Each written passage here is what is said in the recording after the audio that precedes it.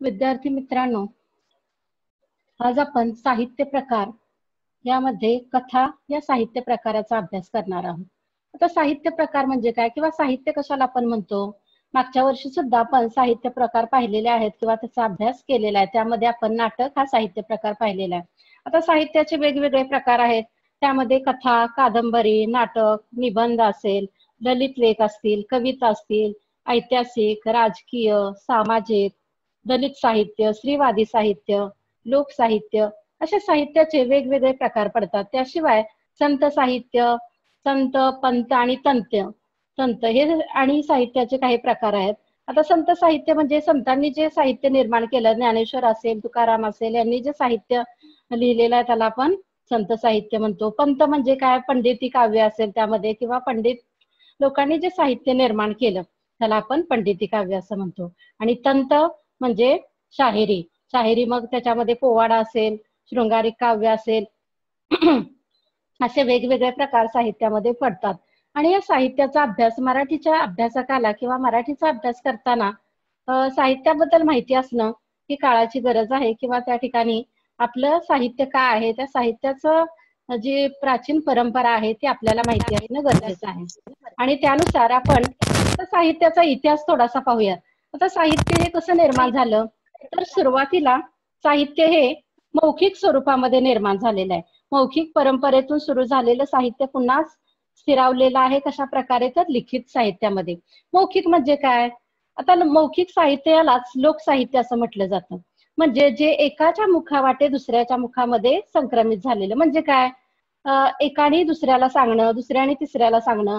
जसं आजीने एखादे गोष्ट आपल्या मुलीला सांगितली असेल, मुलीने तिच्या मुलीला, पुन्हा तिने तिच्या मुलीला, असं एका पिढीकडून दुसऱ्या पिढीकडे असं जेव्हा साहित्य संक्रमित होतं किंवा जात असतं तेव्हा त्याला काय म्हटलं जातं? मौखिक. कुठेही असं लिहिलेलं नसतं. आपल्याला माहिती आहे, आपली आजी असेल किंवा आई असेल, आपल्याला अशा छोट्या छोट्या गोष्टी सांगायची आणि मग ह्या गोष्टी काही काल्पनिक गोष्टी त्यामध्ये असायच्या, दंतकथा असायच्या, बोधकथा काही असायच्या. ह्या कथा ज्या आहेत मौखिक परंपरेने एका पिढीकडून दुसऱ्या पिढीकडे गेलेल्या आहेत आणि त्यालाच आपण काय म्हणतो? लोकसाहित्य.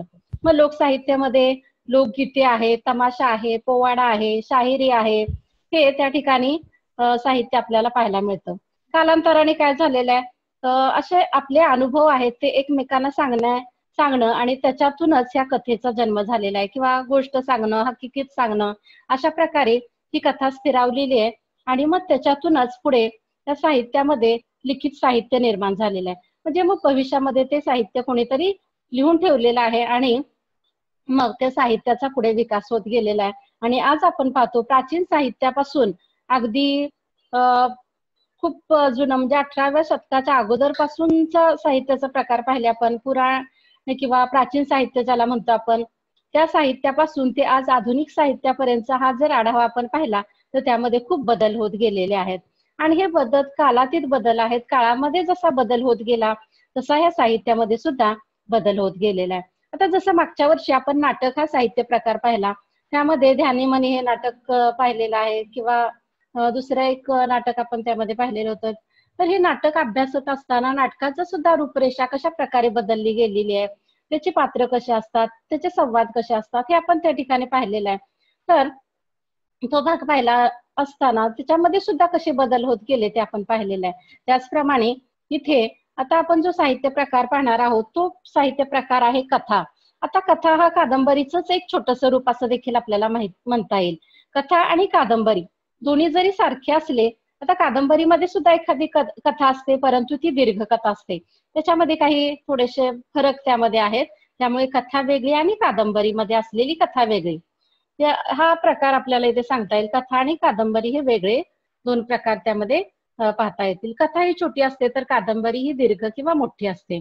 आपल्याला कादंबरीचा इथे अभ्यास करायचा नाहीये, पण कथा हा वाङ्मय प्रकार जो आहे त्या वाङ्मय प्रकाराचा आपल्याला या ठिकाणी अभ्यास करायचा आहे.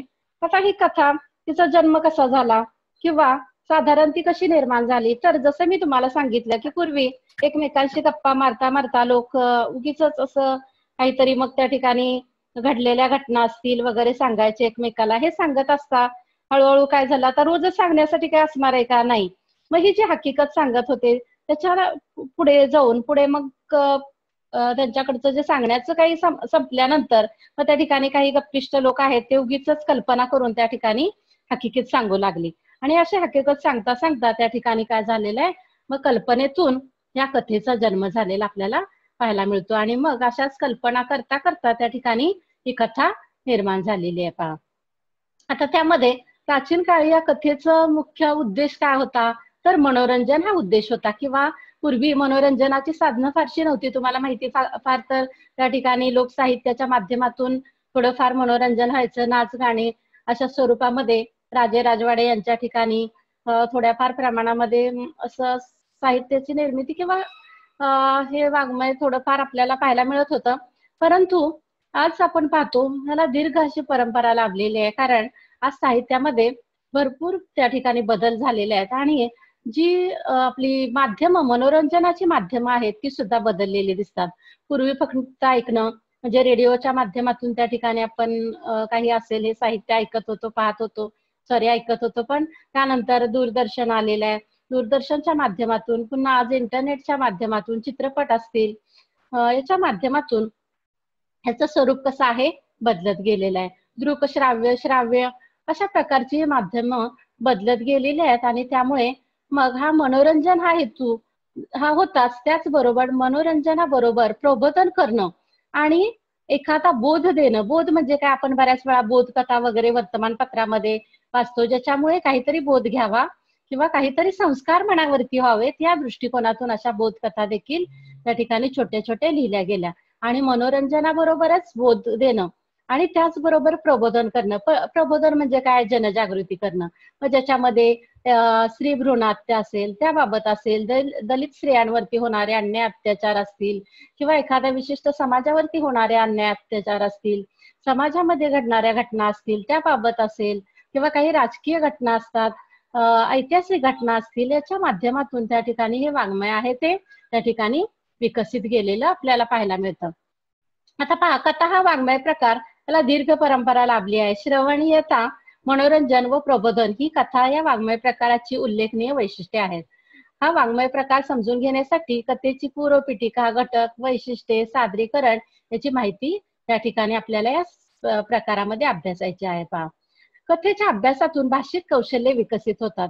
आता पहा, भाषा म्हणजे काय, त्याच्या माध्यमातून आपण आपले विचार व्यक्त करतो आणि हे विचार व्यक्त करण्याचे एक माध्यम म्हणून भाषेचा आपण त्या ठिकाणी वापर करत असतो.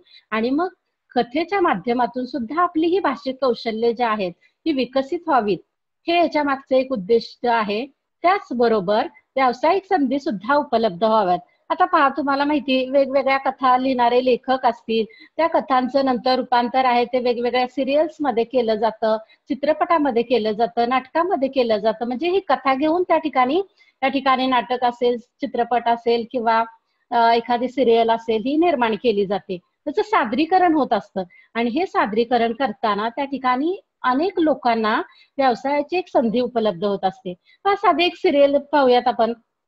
आता एखाद्या सिरियल मध्ये म्हटल्यानंतर तिथे कलाकारापासून आपण नाटकाचं मागच्या वर्षी अभ्यास केलेलाच आहे, नाटकाचा परिचय पाहिलेला आहे. त्याच्यामध्ये नेपथ्य असेल, त्यानंतर कलाकार असेल, वेशभूषा असेल, केशभूषा असेल, अगदी स्पॉट बॉय असेल, अशा विविध कॅमेरामन आहे, अशा विविध लोकांना त्या ठिकाणी काम उपलब्ध होत असतं. कलाकार आहेत त्यांनाही काम उपलब्ध होत असतं. म्हणजे आपल्याला एक व्यवसायाची संधी देखील या साहित्याच्या माध्यमातून या ठिकाणी उपलब्ध होत आहे. म्हणून या कथा साहित्याचा परिचय आपल्याला व्हावा, ते काय आहे, त्याचा हेतू काय आहे, हा आपल्याला माहिती व्हावा या दृष्टिकोनातून आज आपण हा कथा साहित्य प्रकार हा पाहणार आहोत. आता पहा, याची प्रस्तावना आपण पाहूयात. मनुष्य आपले अनुभव व कल्पना जेव्हा दुसऱ्याला सांगू लागला तेव्हा त्याची गोष्ट झाली. बघा, गोष्ट कशी तयार झाली, तर आपले अनुभव, आपण काय पाहिलं, कुठे काय अनुभवलं ते आपण दुसऱ्याला सांगू लागलो आणि त्याच्यातूनच हळूहळू काय झालं, कथेचा जन्म झाला किंवा कथा ही रूढ झाली किंवा तयार झाली. कथा या शब्दाचा शब्दशः अर्थ गोष्ट, कहाणी, हकीकत, वर्णन असा केला जातो. लक्षवेधी आणि सोप्या सुटसुटीत आणि रसाळ शब्दामध्ये पूर्वी गोष्ट सांगितली जात असे. आता या श्रवण गोष्टीतून मनोरंजन अप्रत्यक्षपणे बोध देण्याचा प्रयत्न होत असे. आता मनोरंजन करण्यासाठी खरं तर पूर्वी कथेचा जन्म झाला आणि हे मनोरंजन करता करताच अप्रत्यक्षपणे त्या ठिकाणी काहीतरी बोध द्यावा, काहीतरी संस्कार घडवावे या दृष्टिकोनातून सुद्धा ही कथा ही विकसित होताना आपल्याला दिसते. मौखिक परंपरेतून सुरू झालेल्या व लिखित स्वरूपात स्थिरावलेली कथा ही वाङ्मयाला उत्तरोत्तर लोकप्रियता लाभत गेली. तुम्हाला जसं मी सांगितलं, मौखिक म्हणजे फक्त तोंडी सांगणं, याने दुसऱ्याला, दुसऱ्याने तिसऱ्याला, अशा पद्धतीने मौखिक परंपरेतून ही कथा विकसित गेली आणि आज ती खूप लोकप्रिय झालेली आणि लिखित स्वरूपामध्ये सुद्धा आपल्याला उपलब्ध झालेली त्या ठिकाणी पाहायला मिळते. आता कथ म्हणजे काय? कथ या शब्दावरून कथा हा शब्द कसा तयार झालेला आहे तो आपण पाहायचा. कथ म्हणजे सांगणे, कथन. पहा, कथ त्याच पुढे कथन असं म्हणतो. कथ म्हणजे निवेदन करणे किंवा सांगणे. कथ हा मूळ धातू, या कथ या मूळ धातूपासून त्या ठिकाणी कथा हा शब्द त्या ठिकाणी रूढ झालेला आहे. भारतामध्ये हा साहित्य प्रकार आहे, त्याला खूप अगदी प्राचीन परंपरा आपल्याला असलेली पाहायला मिळते. पहा, आता कथा म्हणजे काय? तर प्रारंभी एखादी शिकवण देण्यासाठी, बोध देण्यासाठी कथालेखन केले गेले. सुरुवातीचा हेतू याचा काय होता? फक्त मनोरंजन करणं किंवा काहीतरी बोध देणं किंवा आपल्याकडे जे काही आहे ते दुसऱ्याला सांगणं, त्या उद्देशातून या ठिकाणी कथेचा जन्म झालेला आहे. नंतर मनोरंजन करण्यासाठी किंवा एखादा विचार, भावना, ते जरा बाजूला नाही का, भावना, चित्ताकर्षक घटना वाचकांपर्यंत पोहोचवण्यासाठी कथा लिहिल्या जाऊ लागल्या. ठीक आहे, याच्यात असते.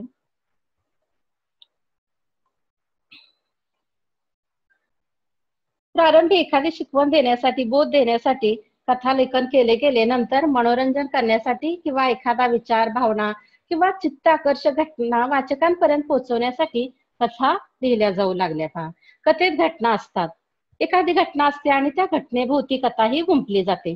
कथानक असते, तिच्यात पात्रे असतात. पात्रे म्हणजे काय? अभिनय करणारे घटक. ते पात्रे त्या कथेमध्ये असतात. स्थळ, काळ, वेळ यांचाही उल्लेख कथेमध्ये असतो. कथेच्या विषयानुसार तिच्यात विशिष्ट वातावरण ही असते आणि समर्पकाशी निवेदन शैलीही असते. कथेतील पात्राच्या परस्पर संबंधातून निर्माण झालेले ताणतणाव, संघर्ष, चिंता हा सुद्धा कथेमध्ये आपल्याला पाहायला मिळतो आणि एक उत्कर्ष बिंदूही किंवा ज्याला आपण क्लायमॅक्स म्हणतो तोही कथेमध्ये असतो. आणि अशा सगळ्या घटकांनी मिळून या ठिकाणी एक सुंदर अशी कथा बनते आणि त्या कथेला योग्य एक शीर्षक सुद्धा असतं. आता ते शीर्षक सुद्धा कसं असतं? तेही समर्पक असतं. बघा, कथा कशी तयार होते? तर त्या ठिकाणी एखादी घटना असते आणि या घटनेमध्ये वेगवेगळी पात्र असतात. कधी 2 पात्र असतील, कधी 4ही असू शकतात. आता कथा म्हटल्यानंतर तिचा व्याप आहे तो कमी असतो, त्यामुळे पात्रांची संख्या सुद्धा इथे मर्यादित असते. त्यानंतर स्थळ म्हणजे काय? ती कथा कुठे घडली? समजा शिवाजी महाराजांचा काळ आहे. आता ही ऐतिहासिक कथा आपण सांगत असताना रायगडावर अशा प्रकारे हे झालं, मग त्या ठिकाणी आपण स्थळ कोणतं सांगितलं? रायगड हे सांगितलं. किंवा शिवाजी महाराजांचा जन्म शिवनेरी या किल्ल्यावरती झाला, आपण काय सांगितलं? तिथे स्थळ हे सांगितलेलं आहे, शिवनेरी किल्ला ते स्थळ आपण सांगितलेलं. त्यानंतर काळ सांगत असतो, काळ ही महत्वाचा आहे. किंवा एखादी घटना घडली तर साधारणपणे ऐतिहासिक काळात 16व्या शतकामध्ये ही कथा त्या ठिकाणी घडलेली असं सांगू शकतो. वेळ आहे ती केव्हा वगैरे कशा प्रकारे तीही आपण सांगू शकतो. किंवा आता कोरोनाच्या काही वर्षांनी पहा, त्या ठिकाणी कोरोनाची साथ 2020 मध्ये आलेली होती आणि ती कुठे आलेली होती? तर पॅन्डेमिक म्हणजे सगळ्या जगामध्ये, सगळ्या देशांमध्ये ती त्या ठिकाणी कोरोनाची साथ आलेली होती असं हे स्थळ सांगता येईल. काळ केव्हाचा? 2020 मध्ये. म्हणजे हे सगळ्या कथा असतात त्या कशा असतात? भूतकाळामधल्या घडलेल्या घटना त्या आपण भविष्य काळामध्ये कोणाला तरी सांगत असतो किंवा वर्तमानामध्ये सांगत असतो. मग त्याचं स्थळ कोणतं आलं? तर पूर्ण जगामध्ये सगळे देश मग सांगता येईल जिथे कोरोनाची साथ आली. त्यानंतर काळ 2020 मध्ये. वेळ आपण त्यामध्ये साधारणपणे हे 6 महिने राहिले, वर्ष. आता सध्या तर आपण वेळ त्याची सांगू शकत नाहीये, पण भविष्यात ते आपल्याला किती दिवस ती साथ होती वगैरे हे सांगता येईल. अशा प्रकारे एखाद्या कथेचा उल्लेख आपल्याला या दृष्टिकोनातून करावा लागतो. त्यानंतर त्याच्यात विशिष्ट वातावरण असतं. आता वातावरणाचे पण वेगवेगळे प्रकार आहेत. काही ठिकाणी नैसर्गिक वातावरण निर्मिती केली जाते, काही ठिकाणी सामाजिक विषय असेल तर सामाजिक वातावरण निर्मिती असते. राजकीय घटक एखादा त्याच्यावरती रिलेटेड एखादं साहित्य प्रकार असेल तर राजकीय वातावरण निर्मिती त्या ठिकाणी केली जाते. अशा प्रकारे समर्पक असं त्या ठिकाणी वातावरण असणं गरजेचं असतं किंवा निर्माण केलं जातं. त्यानंतर समर्पक अशी निवेदन शैली. निवेदन करणं म्हणजे सांगणं, सांगण्याची सुद्धा एक शैली असते. आता कथाकथन हा प्रकार तुम्ही पाहिला असेल, ऐकला असेल. कथाकथनामध्ये निवेदनाची शैली अतिशय महत्वाची असते. बोलणारा कशा पद्धतीने त्या ठिकाणी बोलतो आहे किंवा सांगतो आहे त्याच्यावरून सुद्धा ती कथा आहे ती अधिक आकर्षक होत जाते. तुम्हाला मी आयुष्य आनंदाचा उत्सव त्याच्यामधलं संतोष पवार यांचा एक व्हिडिओ पाठवलेला होता. मुलं तुम्ही काही व्हिडिओ वगैरे पाहत नाही, पण तो व्हिडिओ तुम्ही ऐकला तर ती निवेदन शैली इतकी सुंदर आहे. अजून एक डॉक्टर प्रतिमा पाटील म्हणून वारणानगरच्या आहेत, त्यांचाही एक व्हिडिओ माझ्याकडे आहे, तुम्हाला पाठवेल मी नंतर. त्यांनी सुद्धा त्या कथेचं निवेदन इतकं सुंदर केलेलं आहे, म्हणजे तो वैचारिक लेख आहे, पण त्यांचं जे निवेदन शैली, सांगण्याची शैली इतकी सुंदर आहे की अक्षरशः ऐकावं असं वाटतं. तर म्हणजे ही निवेदन शैली सुद्धा महत्वाची आहे. कोण कशा पद्धतीने सांगतो, प्रत्येकालाच चांगल्या पद्धतीने स्पष्ट करता येईल, सांगता येईल असं नाही, परंतु कथाकथनामध्ये हे महत्वाचं असतं की ते तुम्ही कशा पद्धतीने सांगता आहात, ती तुमची निवेदन शैली सुद्धा महत्वाची असते. त्यानंतर कथेतील पात्रांच्या परस्पर संबंधातून निर्माण झालेले ताणतणाव आणि संघर्ष गुंताही कथेमध्ये असतो. आता त्या ठिकाणी एखादी कथा असते, त्यामध्ये काही वाद निर्माण होत असतात, सामाजिक असतील, घरगुती कौटुंबिक असतील, त्यामध्ये एकमेकांमध्ये होणारा संघर्ष असेल, त्या नात्याची गुंतागुंत असेल, ती सुद्धा त्या कथेमध्ये गुंतलेली आपल्याला पाहायला मिळते. आणि शेवटी एक उत्कर्ष बिंदू असतो, म्हणजे क्लायमॅक्स, म्हणजे एका उच्च बिंदूपर्यंत त्या ठिकाणी ती कथा जात असते आणि आपल्याला तिथे अशी उत्कंठता लागते की आता काय होणार, अशा बिंदूपर्यंत ती कथा त्या ठिकाणी येऊन थांबत असते. त्याला आपण काय म्हणतो, क्लायमॅक्स असं म्हणतो.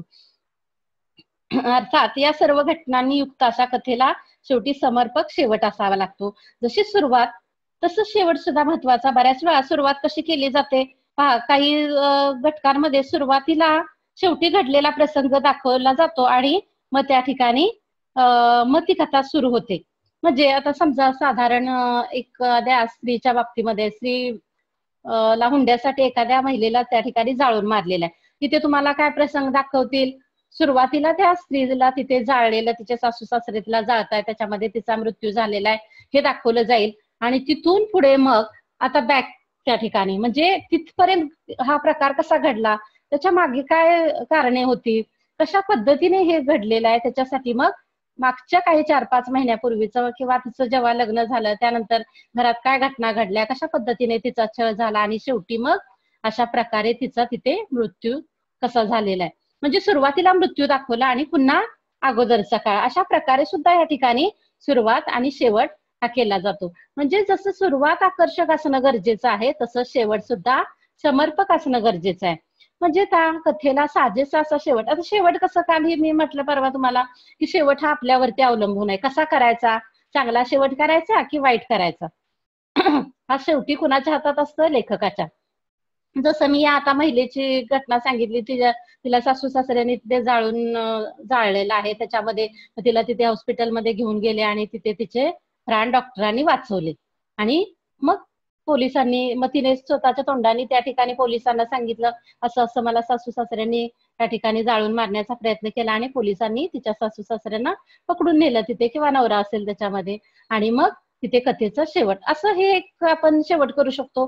किंवा दुसरा काय कथेचा शेवट असेल तर त्या ठिकाणी खूप जळालेल्या अवस्थेमध्ये त्या महिलेला हॉस्पिटलमध्ये नेलेलं आहे आणि तिथे पोस्टमॉर्टम किंवा सगळ्या परवानगी घेतल्याशिवाय डॉक्टर तिला आतमध्ये घेऊ शकत नाहीत आणि बराच वेळ त्या ठिकाणी जातो आणि त्यामध्ये त्या स्त्रीचा मृत्यू होतो. आणि मग नंतर पोलीस तिथे येतात, मग तिचे आई वडील आहेत ते सासू सासऱ्यांच्या विरोधात त्या ठिकाणी पोलीस कंप्लेंट करतात वगैरे. म्हणजे इथे या कथेमध्ये काय झालं, एका ठिकाणी ती मुलगी किंवा ती महिला आहे ती चांगली बरी झालेली दाखवलेली आहे आणि एका ठिकाणी आपण तिचा मृत्यू झालेला आहे. अशा 2 प्रकारे कथा आपण संपवू शकतो पहा.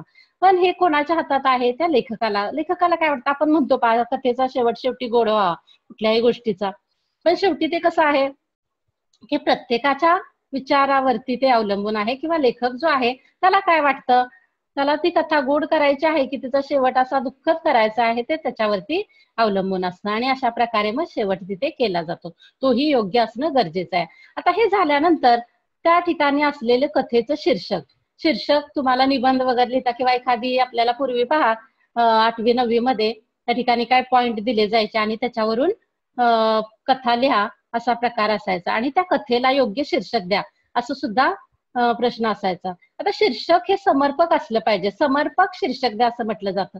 समर्पक म्हणजे काय, त्या जी कथा आहे त्याच्यामधलं जे कथानक आहे त्याला ते सुटेबल होईल किंवा योग्य असं होईल किंवा त्याच्यातला सगळा तो भाग आहे त्याच्यातून त्या नावामधूनच आपल्याला काहीतरी अंदाज येईल असं समर्पक त्या ठिकाणी शीर्षक असणं सुद्धा गरजेचं आहे. अशा प्रकारे त्या कथेचं शीर्षक आपण त्या ठिकाणी देत असतो किंवा लेखक देत असतो. पहा, तर थोडक्यात काय सांगायचं तर कथा म्हणजे एका विशिष्ट स्थलकाली पात्रांच्या परस्पर संबंधातून घडलेल्या घटनांचे एखाद्या विशिष्ट हेतूने केलेले उत्कंठावर्धक चित्रण म्हणजे कथा. बघा, एखाद्या विशिष्ट स्थलकाली एखाद्या ठिकाणी वेगवेगळ्या पात्रांच्या परस्पर संबंधातून, पात्रांचे परस्पर संबंध पती पत्नी असतील, मुलगा असेल, आजी आजोबा असतील, असे पात्रांचे संबंध आहेत, नाते संबंध आहेत हे, आणि त्याच्यातून घडलेली एखादी घटना. आता ही घटना दाखवताना त्याच्या मागे एखादा हेतू सुद्धा असतो. आता इथे काय मी जी कथा छोटीशी सांगितली तुम्हाला त्याच्यामध्ये माझा हेतू काय होता सांगायचा की त्या ठिकाणी आज देखील महिलांवरती अशा प्रकारे अत्याचार होतात हे समाजाला दाखवून द्यायचं आणि त्याच्यामधून समाज प्रबोधन करायचं. आणि आता काय होईल, आता काय होईल, ही जी उत्कंठा वाचकाला किंवा पाहणाऱ्याला लागते ती उत्कंठा वाढत गेली पाहिजे अशा दृष्टीनं त्याचं चित्रीकरण करणं म्हणजे काय, कथा. म्हणजे कधी कुठला एखादा चित्रपट तुम्ही हॉरर शो वगैरे बघता त्याच्यामध्ये तुम्हाला पटकन समजत नाही की आता पुढे काय होणार आहे, आणि मग साहजिकच जोपर्यंत ती उत्कंठा आपली वाढत वाढत जाते तोपर्यंत आपण काय होणार आहे पुढे ही उत्कंठा वाढते आणि तो पूर्ण चित्रपट किंवा सादरीकरण बघत असतो. म्हणजे कुठलाही घटक हा उत्कंठावर्धक त्या ठिकाणी असणं गरजेचं आहे. तशीच ही कथा सुद्धा उत्कंठावर्धक असते किंवा असावी. अर्थात प्रत्येक कथेत हे सर्वच घटक असतील त्यांचे प्रमाणही सारखे असेल असं म्हणता येणार नाही. आता वरती जसं स्थळ, काळ किंवा पात्र आहेत हे जे मी सांगितलं तसं सगळीकडेच असेल असं नाही. काही ठिकाणी एखादा घटक कमी जास्त असू शकतो. आता पात्रांची संख्या म्हटलं तर काही ठिकाणी जास्त असू शकते. आता कौटुंबिक एखादी कथा असेल तर त्यामध्ये एखादा शेजारी दाखवला जाऊ शकतो, शेजारचं एखादं घर असं दाखवलं जाऊ शकतं, किंवा काही नातेवाईक त्यामध्ये दाखवले जाऊ शकतात. म्हणजे पात्रांची संख्या या ठिकाणी बदलू शकते. अशा प्रकारे त्यानंतर तिथे दाखवलेलं जे वातावरण आहे ते घरगुती वातावरण आहे किंवा एखाद्या ठिकाणी राजकीय असं काहीतरी दाखवलं किंवा एखादं समजा त्या ठिकाणी काहीतरी संघर्ष निर्माण झालेला आहे आणि ती केस कोर्टामध्ये गेलेली आहे, तर तिथे वातावरण निर्मिती कशी केली जाईल तर त्या ठिकाणी एखादा तो स्टेज आहे किंवा त्या ठिकाणी कोर्टाची ती प्रतिमा आपल्याला दिसेल आणि तसं वातावरण कोर्टामधलं जसं वातावरण असतं तसं तिथे निर्माण केलं जाईल. म्हणजे हे त्या ठिकाणी प्रत्येकाच्या इच्छेवरती किंवा कसं लेखकाला वाटतं त्याच्यावरती हे कमी जास्त असू शकतं. पहा, त्यानंतर कधी लेखकाचा दृष्टिकोन अधिक महत्वाचा असू शकतो तर कथा वातावरण निर्मितीचा हेतू लक्षात घेऊन लिहिली जाऊ शकते. आता बऱ्याच वेळा हेतू लक्षात घेऊन सुद्धा त्या ठिकाणी कथा लिहिली जाते. हीच गोष्ट विचारांच्या आणि भावनांची असू शकते. आता काही लोक भावना प्रधान असतात आणि आपले विचार आहेत ते भावनावश होऊन त्या ठिकाणी मांडत असतात, म्हणजे त्यांच्या भावनांचं चित्रण सुद्धा त्या ठिकाणी केलं जाऊ शकतं. पहा, तर थोडक्यात कथा म्हणजे केवळ प्रसंगाचं वर्णन नव्हे तर केवळ व्यक्तींचं चित्रण देखील नव्हे तर निव्वळ दृष्टिकोन किंवा एकाच विचाराचा परिपोषी नव्हे तर कथा म्हणजे पात्रे, प्रसंग, संघर्ष, गुंतागुंत, वातावरण, विचार, भावना, निवेदन शैली अशा सर्वांचं एकजुटीचं किंवा या सगळ्यांचे संघटन आणि त्याच्यातून होणारं प्रकटीकरण. प्रकटीकरण म्हणजे प्रकट होणं. म्हणजे इथे पात्रे आहेत, त्याच्यामधला संघर्ष आहेत, वेगवेगळे प्रसंग आहेत, त्या प्रसंगातली नात्यातली गुंतागुंत आहे, तिथं असलेलं वातावरण, त्यांच्यामधल्या व्यक्त होणाऱ्या भावना, त्या व्यक्त करण्यासाठी वापरलेली निवेदन शैली किंवा संवाद म्हणूयात आपण, हे सगळं एकत्र करून त्या ठिकाणी मग त्याचं एक कथा निर्माण होत असते किंवा त्याचं संघटन होऊन मग ती प्रकट होत असते किंवा ती सादर केली जात असते. जसं नाटकाचं मी तुम्हाला सांगितलं, नाटकामध्ये नाटक हे सांघिक वाङ्मय आहे किंवा सांघिक प्रकार आहे असा पण प्रश्न आपण मागच्या वर्षी लिहिलेला होता. सांघिक म्हणजे काय तर एकामुळे नाटक किंवा सिनेमा हा चालत नाही, तर त्या ठिकाणी त्याच्यामध्ये कलाकार जसा महत्वाचा आहे तसाच नेपथ्यकार म्हणजे स्टेज तयार करणारा असेल किंवा कॅमेरामॅन असेल किंवा इतर काही लेखक असेल, कवी असेल, गाणी लिहिणारे गायक आहेत, गाणं म्हणणारे आणि गाण्याला चाल लावणारे संगीतकार, गाणे म्हणणारे गायक, असे सगळे जसे महत्वाचे आहेत तसेच इथे सुद्धा कथेमध्ये हे सगळे घटक एकत्रितरित्या महत्वाचे आहेत आणि त्याच्यातून ही कथा आहे ती निर्माण होत असते. आता ह्या कथेची पूर्वपीठिका म्हणजे थोडासा इतिहास या ठिकाणी आपल्याला इथे सांगितलेला आहे. 1890 मध्ये श्रेष्ठ कादंबरीकार ह ना आपटे यांनी करमणूक या साप्ताहिकाची सुरुवात केली. त्या साप्ताहिकामध्ये त्यांनी दैनंदिन जीवनाशी संबंधित साध्या व हृदयस्पर्शी कथा प्रकाशित केल्या.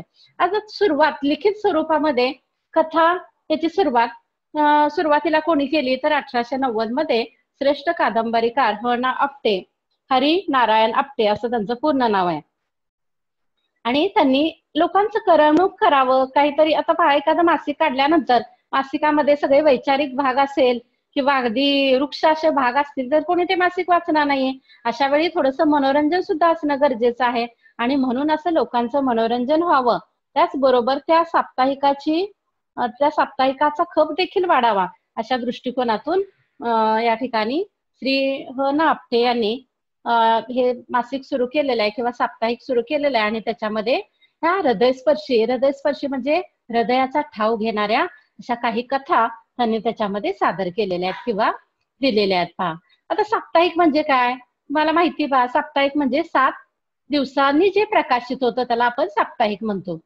आता आपल्याकडे वर्तमानपत्र असतं, वर्तमानपत्राला आपण काय म्हणतो, दैनिक म्हणजे दररोज. त्यानंतर साप्ताहिक म्हणजे 7 दिवसांनी. त्यानंतर वार्षिक असतं, मासिक असतं. मासिक म्हणजे काय, महिन्यानी प्रकाशित होणारं. त्यानंतर वार्षिक म्हणजे वर्षाने प्रकाशित होणारं. अशा प्रकारे त्याचे वेगवेगळे प्रकार केले जातात. आता हे साप्ताहिक म्हणजे काय, 7 दिवसांनी प्रकाशित होणारं हे एक मासिक आहे. आणि या मासिकामध्ये त्यांनी सुरुवातीला ह्या अशा कथा द्यायला सुरुवात केलेली. आणि तिथून पुढे कथेच्या स्वरूपामध्ये हळूहळू कालानुसार बदल होत गेले. आशय आणि अभिव्यक्तीमध्ये परिवर्तन होऊन कथा अधिकाधिक व्यक्त होऊ लागली. पहा, आशय म्हणजे काय, तर त्या कथेमधून काय सांगायचं आहे त्याला आपण काय म्हणतो, आशय. आणि अभिव्यक्त होणं म्हणजे काय, आपले विचार व्यक्त करणं, त्याला आपण अभिव्यक्ती म्हणतो. म्हणजे फक्त आशय असून चालत नाही, तर तो चांगल्या प्रकारे व्यक्तही करता आला पाहिजे. आणि ह्या आशयामध्ये आणि अभिव्यक्तीमध्ये हळूहळू काय झालेलं आहे, परिवर्तन होत जाऊन ती कथा आहे ती अधिक समृद्ध होत गेलेली आपल्याला पाहायला मिळते. पहा, अधिक विषयांना स्पर्श करीत ती बहुआयामी होत गेली. लेखन तंत्रातही प्रयोग झाले. आता अधिक विषय एकच आहे का कथेमध्ये, नाही. आता पूर्वी जसं ऐतिहासिक विषय जास्त असायचे, पण आता मात्र अनेक विषय त्या ठिकाणी आपल्याला पाहायला मिळतात. स्त्रियांविषयक असतील, दलितांविषयक असतील, दलित साहित्य आपण म्हणतो बद्दल साहित्य आहे, त्यामध्ये स्त्रियांवरचे काय झालं, स्पीकर चेंज, स्त्रियांवरील साहित्य, त्यामध्ये आपल्याला स्त्री साहित्य पाहता येईल. राजकीय काही घटक असतात त्याबद्दलचं साहित्य, असं वेगवेगळे प्रकार. त्याच्यातून ते बहुआयामी म्हणजे त्याला अनेक कांगोरे, अनेक दिशा असलेलं साहित्य निर्माण होत गेलेलं आहे. तसंच लेखन तंत्रामध्येही प्रयोग झालेले दिसतात. आता पूर्वीचं जे हाताने लिहिलं जायचं, पहा, त्या ठिकाणी गेरू असायचा, बोरू असं म्हटलं जायचं, आणि हाताने लिहिलं जायचं. नंतर त्याच्यामध्ये पेन आले, नंतर ते लिखित. पुन्हा आजकाल त्या ठिकाणी जेव्हा छपाई मशीन आले तेव्हा ते छापलं जाऊ लागलं, प्रकाशित केलं जाऊ लागलं. नंतर आज आपण पाहतो आहोत, वर्तमानपत्र असू देत किंवा काही असेल, आज आपण इंटरनेटच्या माध्यमातून किंवा लॅपटॉपवर याच्यावरती त्या ठिकाणी म्हणजे कुठेही छपाई मशीनवरती जायची गरज नाही, तर तिथे आपल्याला सहजासहजी या ठिकाणी हे करता येऊ लागलेलं आहे. म्हणजे हे तंत्र हळूहळू काय झालेले बदलत गेलेलं आपल्याला पाहायला मिळतं. त्यानंतर ग्रामीण कथा, दलित कथा यांनी कथा वाङ्मयाला समृद्ध केलं. आता ग्रामीण कथा हा सुद्धा कथांचा एक प्रकार आहे, ज्यामध्ये ग्रामीण विभागामध्ये घडलेली एखादी घटना ती त्या ठिकाणी त्या कथाकाराने किंवा त्या लेखकाने आपल्याला सांगितलेली पाहायला मिळते. दलित कथा, दलितांवरती जे अन्याय अत्याचार झाले त्याच्यावरती वाचा फोडण्यासाठी काही दलित साहित्यिकांनी त्या ठिकाणी दलित कथा लिहिलेल्या आपल्याला पाहायला मिळतात. आणि त्याच्यातून काय झालेलं आहे, ते साहित्य अधिक समृद्ध होत गेलेलं आहे. 10 मिनिटं राहिलीत का? त्यानंतर स्त्री शिक्षणाच्या प्रसाराचा प्रभाव साहित्यावर झालेला दिसतो. आता जसं जसं स्त्रिया त्या ठिकाणी शिक्षित होत गेल्या, तसं तसं स्त्री साहित्य हे सुद्धा त्या ठिकाणी तयार होऊ लागलं किंवा त्याचा प्रसार सुद्धा होऊ लागला. कारण स्त्रियांना जसे अनुभव येत गेले, मग काही चांगले अनुभव असतील, काही वाईट अनुभव असतील, हे सुद्धा आपले अनुभव त्या ठिकाणी स्त्रिया व्यक्त करू लागल्या. जसं हिरा बनसोडे, आपल्याला त्यांची कविता आहे पहा. त्यानंतर प्रतिमा इंगोले यांची एक कथा आपल्याला त्या ठिकाणी. त्या स्त्रियांनी आपले विचार, आपल्या स्त्रियांवरती होणारे अन्याय अत्याचार यांना वाचा फोडण्यासाठी ते व्यक्त होऊ लागलेले आहेत आणि त्या कथेच्या माध्यमातून व्यक्त झालेल्या आहेत. आणि त्यामुळे स्त्री साहित्य हा एक कथेचा किंवा साहित्याचा प्रकार सुद्धा या ठिकाणी आपल्याला पाहायला मिळतो किंवा त्याचा सुद्धा विकास या ठिकाणी झालेला आपल्याला पाहायला मिळतो. अशामुळे प्रेझेंट घेतली. अशामुळे अशी जीवनाची विविधांगी दर्शन घडवणारी कथा आजही वाचकांना आकृष्ट करते. कोणाला ही कथा ऐकायला आवडत नाही असं नाहीये पहा. अगदी कितीही दृकश्राव्य माध्यम आली, कितीही इंटरनेट आलं, काही आलं तरी आजही आपल्याला कथा ऐकायला मिळते. त्याचं स्वरूप वेगवेगळ्या प्रकारे असेल, त्याच्या सादरीकरणाच्या माध्यमातून ते ऐकत असो आपण, परंतु कथा मात्र सगळ्यांना अगदी लहानांपासून मोठ्यांपर्यंत सगळ्यांना ऐकायला आवडते किंवा ती त्याच्याकडे स्वतःकडे आकृष्ट करून घेत असते. आता ह्या कथेचे काही घटक आहेत किंवा ती कथा कशी निर्माण होते ते आपण त्यामध्ये पाहणार आहोत. त्या कथेचे घटक, त्यामध्ये पहिला प्रकार आहे तो कथा बीज. बीज म्हणजे काय? बियाणं.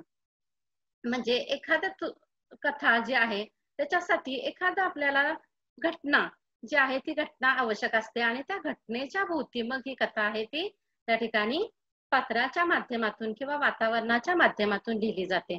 म्हणून एखादी घटना तिथे असणं गरजेचं आहे. त्याला काय म्हटलं जातं? कथा बीज. कथाकार आपल्या प्रतिभा शक्तीने एखाद्या घटनेत वास्तवाचे व कल्पनेचे रंग भरतो. हे करताना निसर्ग, समाज, सांस्कृतिक संदर्भ, वातावरण इत्यादी घटनांचे साह्य घेतो. या सर्व घटकांच्या घटना मालिकेचे कथात्मक साहित्यात रूपांतरित होते. म्हणून कथेत घटना हा महत्वाचा भाग ठरतो. म्हणूनच कथेत जी घटना असते त्या घटनेलाच काय म्हटलं जातं? कथाबीज म्हटलं जातं. म्हणजे आपल्याला इथे एक कथेचा एक छोटासा संदर्भ मिळाला की त्याच्याशी रिलेटेड आपण मग वातावरण निर्मिती करतो. जसं मी तुम्हाला आता मगाशी सांगितलं, एका स्टेजवरती झालेला अन्याय, अत्याचार हे आपल्याला त्याच्यातून दाखवायचंय. अशा वेळी आपल्याला बीज काय मिळालं? स्त्रीवरील अन्याय, अत्याचार हे बीज आपल्याला कथा बीज मिळालेलं आहे. आता एवढंच आपल्याकडे आहे. आता याला आपल्याला त्या कथेमध्ये गुंफायचं आहे. मग काय करू आपण त्या ठिकाणी? त्या जी मुलगी आहे किंवा ती स्त्री आहे तिला नाव देऊ, पुन्हा तिच्या आजूबाजूला पात्रे निर्माण करू. तिचे आई वडील असतील, भाऊ असेल किंवा सासू सासरे असतील, अशी पात्रे आपण निर्माण करू. पुन्हा ती घटना कुठे घडलेली आहे ते वातावरण तिथे आपण निर्माण करू. त्यानंतर तो प्रसंग कसे पुढे पुढे गेलेले आहेत, अशा प्रकारे एकाला एक जोडत जोडत आपण त्या ठिकाणी त्या जे कथाबीज आहे, छोटस कथाबीज होतं, ती स्त्री तिच्यावरती होणारा अत्याचार, त्याच्यावरती आपण या ठिकाणी वेगवेगळे पात्रांच्या माध्यमातून, वेगवेगळ्या वातावरणाच्या माध्यमातून काय केलेलं आहे, त्याचा विस्तार करत गेलेलो आहे आणि ती घटना आहे ती अधिक आकर्षक करत गेलेलो आहे किंवा त्याच्यामध्ये रंग भरत गेलेलो आहोत. आणि अशा प्रकारे रंग भरत भरत त्या कथेच्या बीजाच्या मार्फत ती कथा काय आहे ती तयार होत असते. त्यानंतर दुसरा घटक आहे तो म्हणजे कथानक. आता कथानक म्हणजे काय? तर कथानकात घटना, प्रसंग, पात्रांच्या कृती, त्यानंतर वातावरण इत्यादींचे तपशील हळूहळू उलगडत जातात. कथेत कथानकातील घटकांचे एकत्रीकरण केले जाते. या एकत्रीकरणातून कथाही आकाराला येते.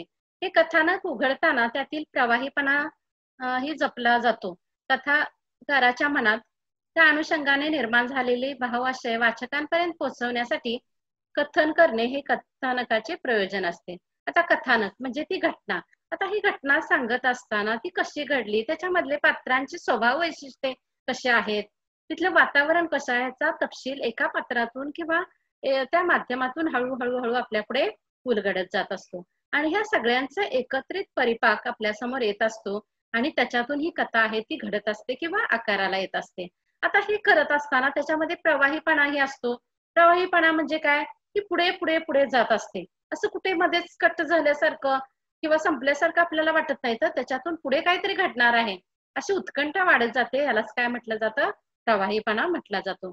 आणि हा प्रवाहीपणा या कथानकाच्या माध्यमातून त्या ठिकाणी जपला जातो.